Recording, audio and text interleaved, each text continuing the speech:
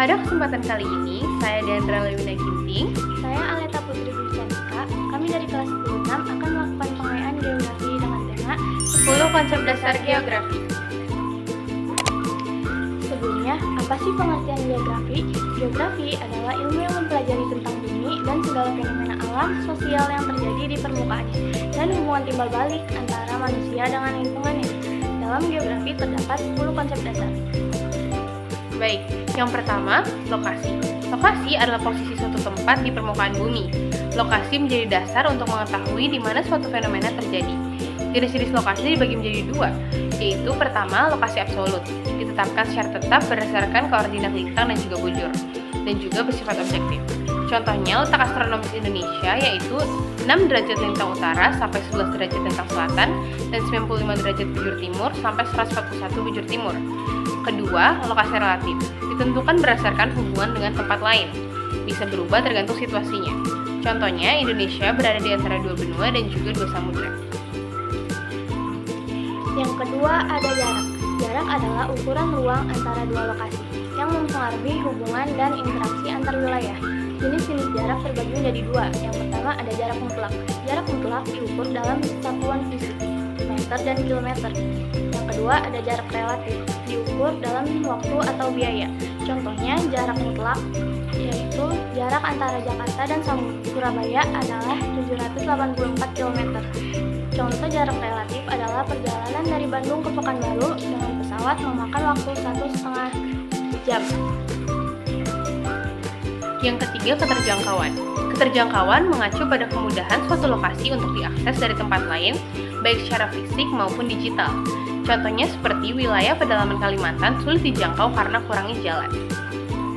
Yang keempat ada morfologi. Morfologi adalah bentuk permukaan bumi, termasuk dataran, pegunungan, lembah, dan sebagainya.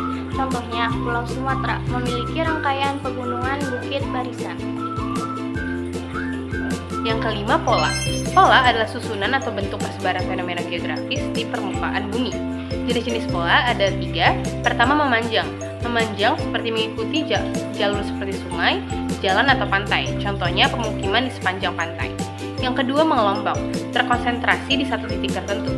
Contohnya seperti permukiman di sekitar pasar atau sumber air. Yang ketiga, menyebar. Tersebar merata di satu wilayah. Contohnya rumah petani di dataran luas. Yang keenam ada nilai guna. Nilai kegunaan adalah nilai atau manfaat suatu wilayah tergantung pada kebutuhan dan persepsi manusia. Contohnya, 1. Sungai memiliki nilai ekonomi, irigasi, nilai budaya, upacara, dan nilai estetika, pariwisata. Yang kedua, contohnya ada tanah subur. Di Jawa sangat bernilai untuk pertanian. Yang ketujuh, aglomerasi. Aglomerasi adalah pengelompokan aktivitas atau pemukiman manusia di suatu wilayah untuk efisiensi dan kemudahan akses.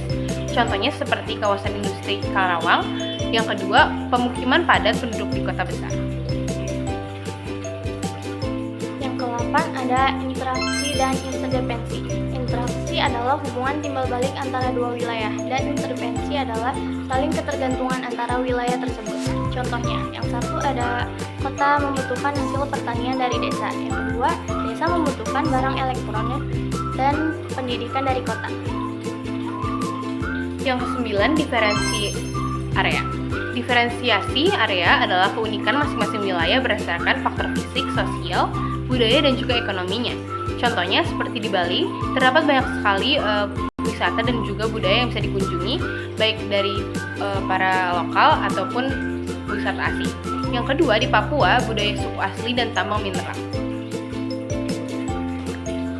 Yang terakhir, ada keterkaitan ruang. Keterkaitan ruang adalah hubungan fungsional antara wilayah yang membentuk sistem ruang dalam satu wilayah. Contohnya ada kota Jakarta sebagai pusat pemerintah, dikelilingi oleh kota-kota satelit seperti Depok dan Bekasi, yang berfungsi sebagai tempat tinggal dan industri.